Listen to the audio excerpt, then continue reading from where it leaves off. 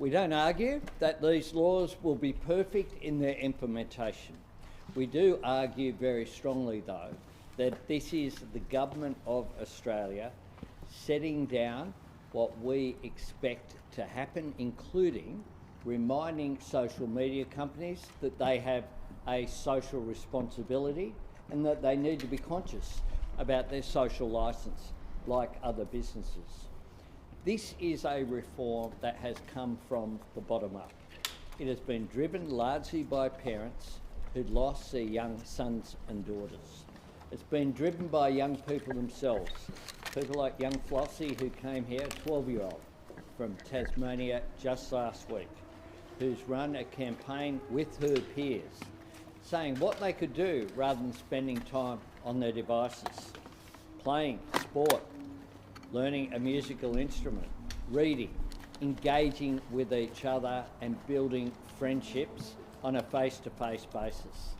It is inspirational, the fact that parents have taken what is often a devastating personal tragedy and channeled that trauma into helping others and making sure that other parents and siblings don't go through what their tragic experience has been.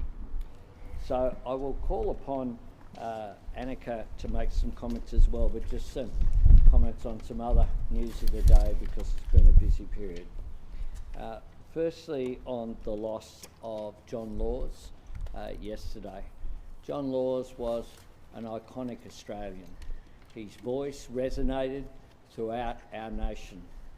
People trusted John Laws, they listened to John Laws and they engaged with John Laws. He was a permanent feature of our media landscape, and those golden tonsils leaning into that golden microphone was something that Australians felt was a part of their everyday experience for not just years but for decades.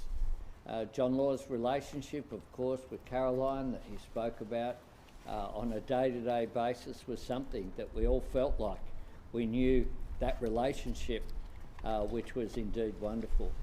John Laws was also someone who was great company off air. I enjoyed quite a few lunches with John Laws, and he was always engaging, someone who had a real insight into the Australian character, both in our cities, but also importantly in the bush. He's someone who was particularly attracted towards people in regional Australia, and they warmed to him as well. On Saturday morning, we lost Graeme Richardson, a Labor legend, someone who made an enormous difference as a minister in the Hawke and Keating governments, as Minister for Communications, Minister for Social Security, Minister for Health, Minister for Sport, but importantly as well, Minister for the Environment, is where he had a real impact. He, more than anyone else, I think, is responsible for Labor being the party of the natural environment and protecting the natural environment. Daintree stands today because of the work that Graeme Richardson did, but other work that he did as well. He was, of course, a formidable character in machine politics in the Labor Party. He's someone who was a remarkable feature of Sydney Town Hall. I served with Graeme Richardson when I was Assistant State Secretary of the New South Wales ALP. He was the Senior Vice President of the New South Wales ALP. He fought politics hard inside the Labor Party and on behalf of the Labor Party. And I had a call very early on Saturday morning from Amanda. My heart goes out to Amanda and Darcy. Amanda has this morning been in contact with me. She has accepted the offer of a state funeral for Graeme, and when those details are sought through, we'll make an appropriate announcement. It's true as well that when I spoke to Amanda about what Graeme's wishes were, she responded by saying that Graeme and her thought he'd lived forever. It was a bit like that. Graeme, when you saw him after those extensive operations that he went through, you wouldn't have thought that he would continue to be able to not just live, but live well and enjoy life. He certainly did that. He got to see Darcy complete his high school certificate, and that was something that he publicly and privately said was his objective in keeping going under circumstances which would have led most people to not be with us for this length of time. So we'll make that announcement at an appropriate time. Further today, a couple more to come. I announced that the Honourable Jay Weatherill, the former Premier of South Australia, will be Australia's next High Commissioner to the United Kingdom. Jay Weatherill is an entirely appropriate appointment. Jay Weatherill served as South Australia's 45th Premier for over 6 years. He championed national debate on sovereign defence capability, renewable energy targets, environmental protection issues. He served in the South Australian Parliament for 16 years, including not just Premier but Treasurer, State Development, Education and Environment. As Premier, he was instrumental in establishing South Australia's leadership in the defence industry, including in the construction of submarines. And as a proud South Australian, as our future High Commissioner, Jay is well placed to take forward AUKUS in our nation's interest, particularly with SSN AUKUS, which we'll be doing in partnership with the United Kingdom.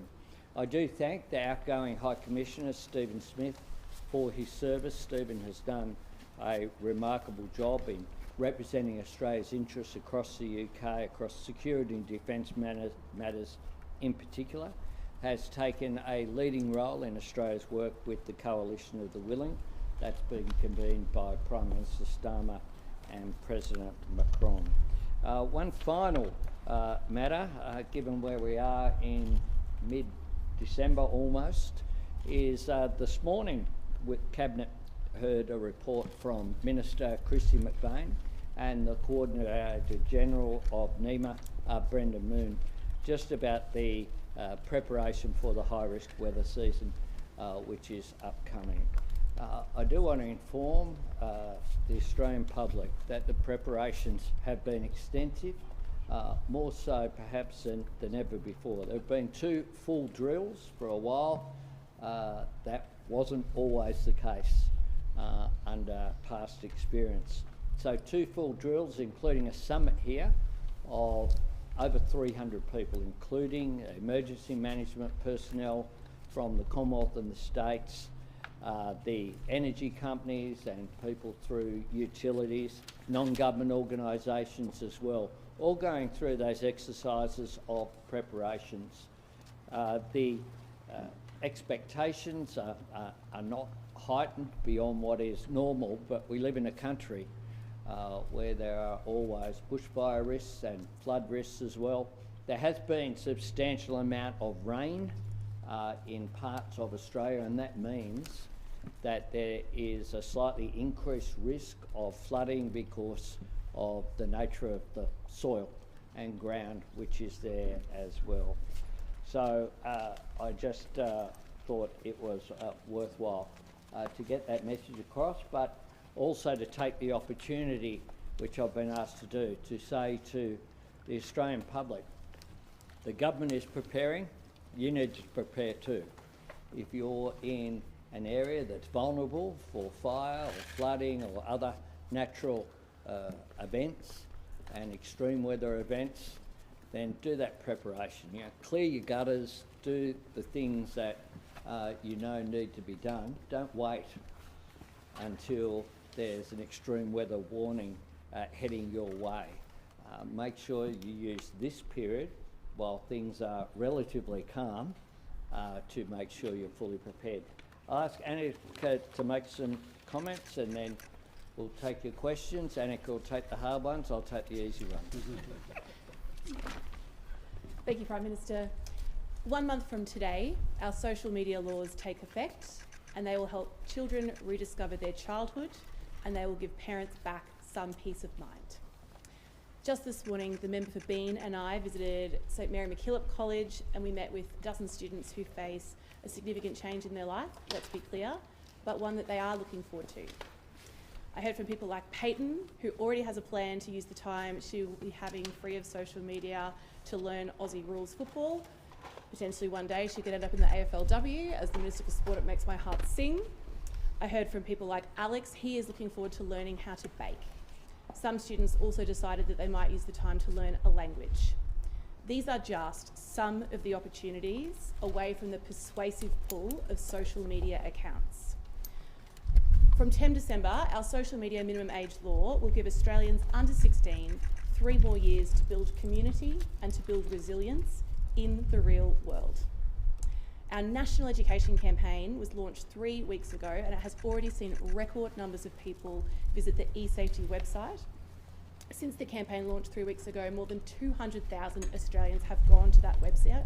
That is a 20-time increase in the number of usual weekly traffic. Our social media laws are not a cure, but they are a treatment plan. We want children to have their childhood, and we want parents to have peace of mind. So this reform will not just change a law, it will change a generation. And I want to especially thank the Prime Minister for his courage in backing this world-leading law from day one. We know this law will not be perfect, but it is too important not to have a crack. Thanks very much. Mark first. Prime Minister, electricity prices are still high. Will you be extending the household energy rebate next month? Well, I've said that the rebates won't be a permanent feature. We'll always look, though, at cost of living as our number one priority. We have a range of cost of living measures out there as well, some of which began just in the last week and a bit. So we'll continue to work on that, but we're also working on making sure that the budget's got into shape. So it's a matter of getting that balance right. Prime Minister, Jay Weatherall's appointment today. Over the weekend, you've appointed former Labor MP Peter Tinley to the War Memorial Council. We've seen a raft of other jobs for mates, Stephen Jones to the OECD since the election.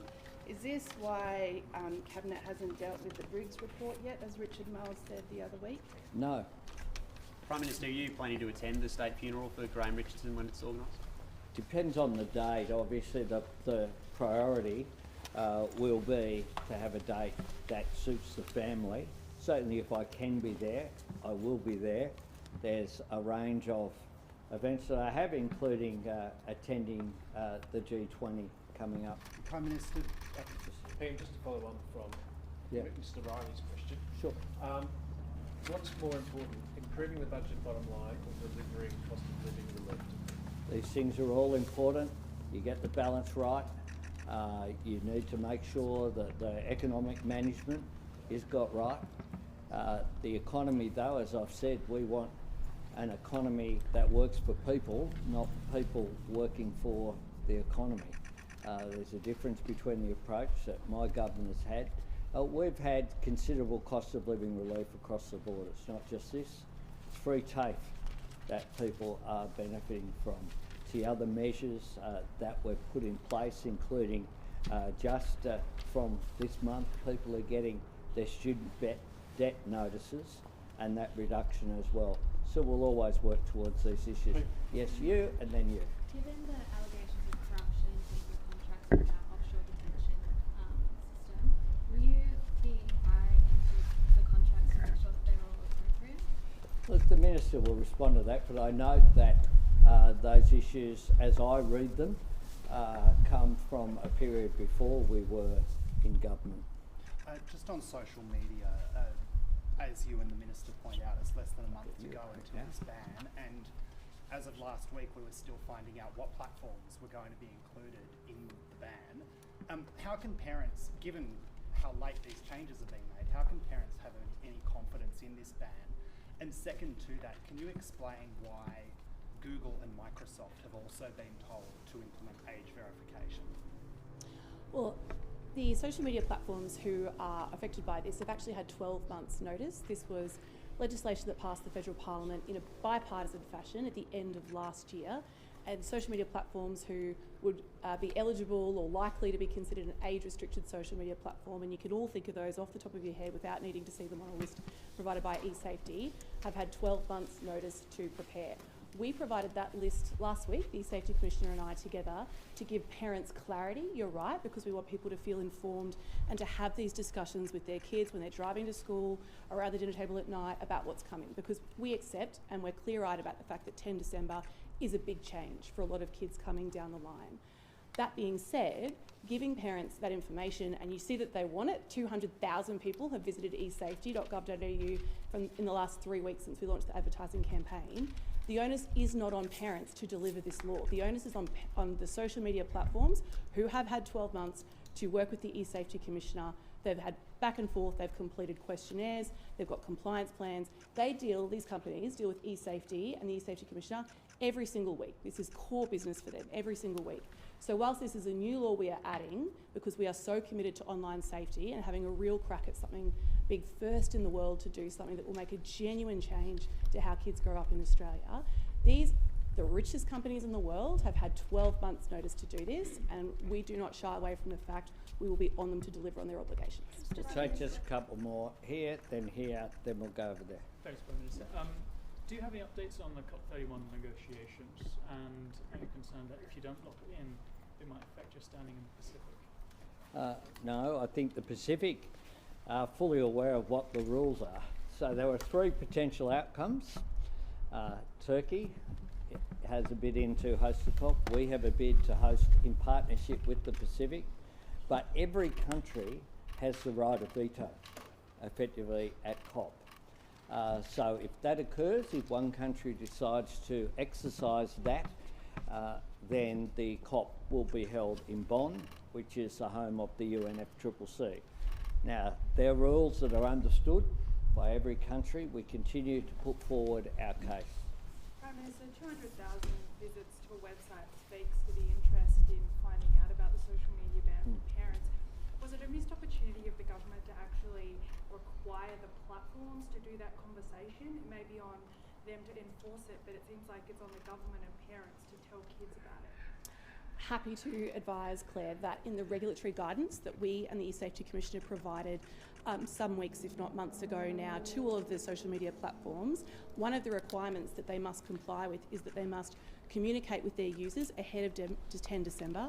They must use kind and empathetic language with the people that are going to be affected by these laws. And they must also advise what the appeals process is. So if you are unintentionally caught up with this, despite you are in fact just someone who uses Facebook because you like to sell caravans on Marketplace, the social media platform that you have an account with must advise what your appeal process is out of that. By when must they Thanks. do that? Phil? Ben, just back on Sure. the power rebates, you just spoke about, and we're not ruling it around extending them. We need to find a balance between assisting people with the budget. Have you found a way to means test those payments? Is that what you're looking at? No, we're not. I'm not going to. Don't read more into it, other than what I have said, and I've said it very clearly.